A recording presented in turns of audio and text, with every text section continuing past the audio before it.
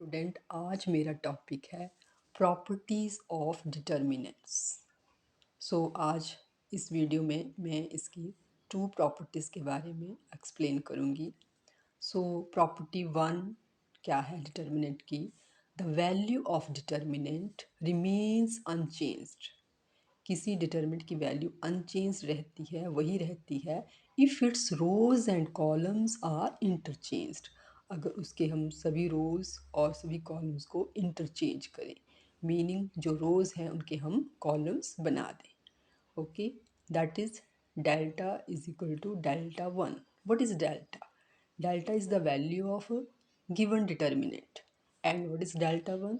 That is the value of determinant which is obtained after interchanging rows and columns.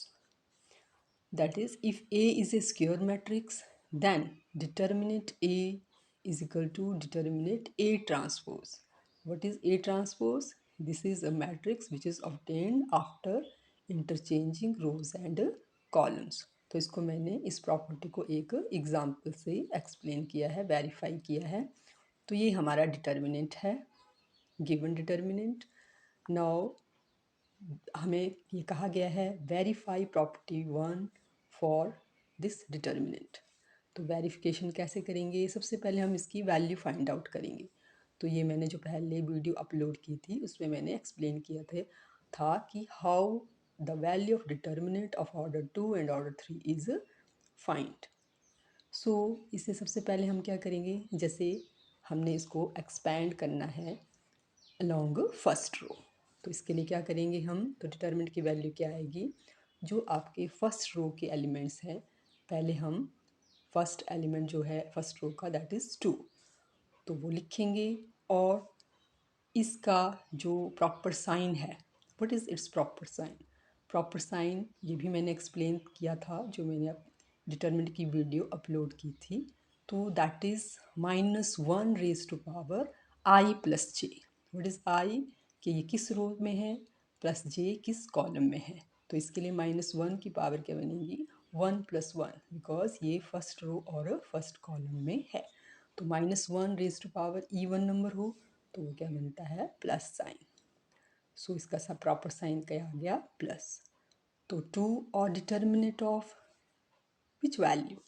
अब आपने जिस रो और column में ये लाई कर रहा है उसको एलिमिनेट कर देना है। तो उसके बाद हमारे पास क्या बचेगा?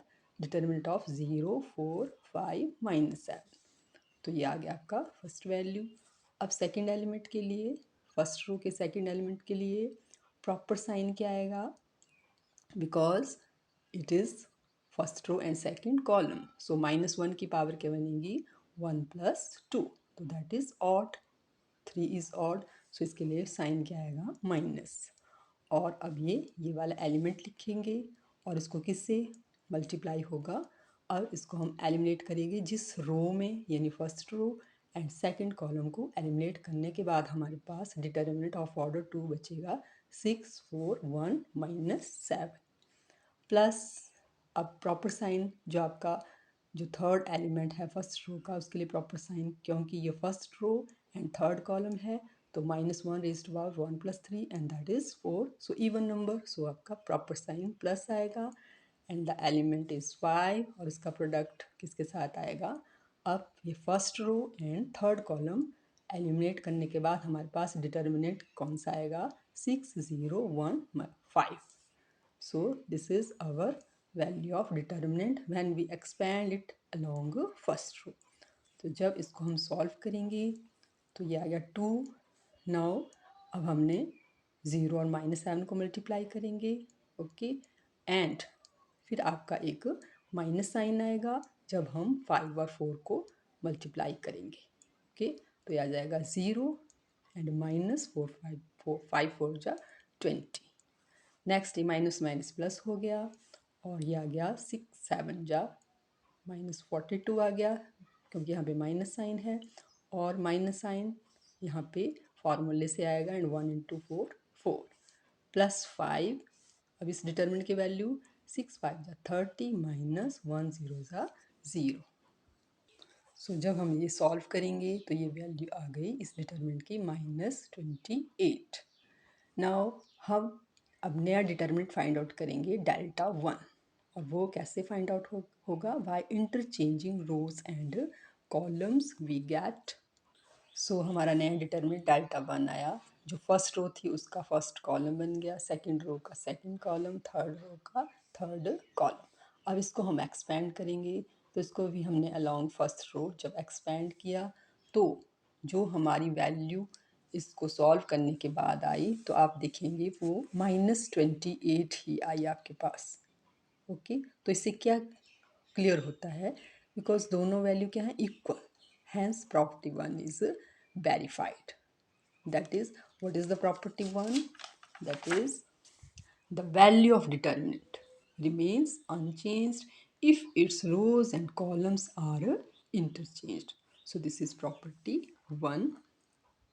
Now next property है हमारी property 2.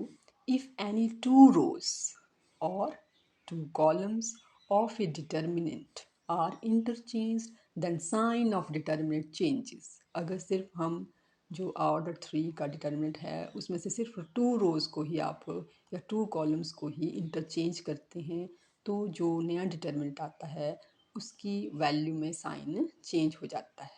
ओके, तो इसको भी हमने वही एग्जांपल लेके इसको वेरीफाई किया है। तो ये हमारा गिवन डिटर्मिनेंट है। नाउ हमने वेरीफाई करनी है प्रॉपर्टी 2 फॉर दिस डिटर्मिनेंट। तो वैसे ही जैसे हमने डिटर्मिनेंट की वैल्यू प्रॉपर्टी 1 के लिए फाइंड आउट की थी, दैट इज इक्वल टू -28 आ गई थी। अब हम 2 रोज को इंटरचेंज कर रहे हैं, रोज 2 एंड रो 3। ओके, तो इसके लिए आप ये साइन लगाएंगे कि हम रो 2 और रो 3 को क्या कर रहे हैं? इंटरचेंज। रो 2 जो है रो 3 के प्लेस पे आ जाएगी, रो 3 रो 2 के प्लेस पे आ जाएगी। तब हमें नया डिटर्मिनेंट क्या मिलेगा? तो हमारे पास ये नया डिटर्मिनेंट आया डेल्टा वन। तो इसमें आप देख रहे हैं कि जो आपकी रो 2 थी अब वो रो 3 बन गई, जो रो 3 थी वो रो 2 बन गई। नाउ फिर से हम इस डिटर्मिनेंट की वैल्यू वैसे ही फाइंड आउट करेंगे, एक्सपेंडिंग अलोंग फर्स्ट रो। तो जब हमने अलोंग फर्स्ट रो इसको एक्सपेंड किया, ठीक है, इन द सेम वे, तो हमारे पास वैल्यू क्या आ गई? सो हमारी वैल्यू आप देख रहे हैं कि 28 आ गई सॉल्व करने के बाद। तो जो आपका डेल्टा वन की वैल्यू है that is negative of given determinant value. Okay, hence property 2 is verified. So हमारी प्रॉपर्टी 2 क्या थी? If any two rows or columns of a determinant are interchanged, then sign of determinant changes. So this is property 1 and 2 of a determinant. So student, I hope you understand these two properties. So student, kindly like, share and subscribe my channel and also comment. So next properties में अगली video में upload करूँगी। Thank you.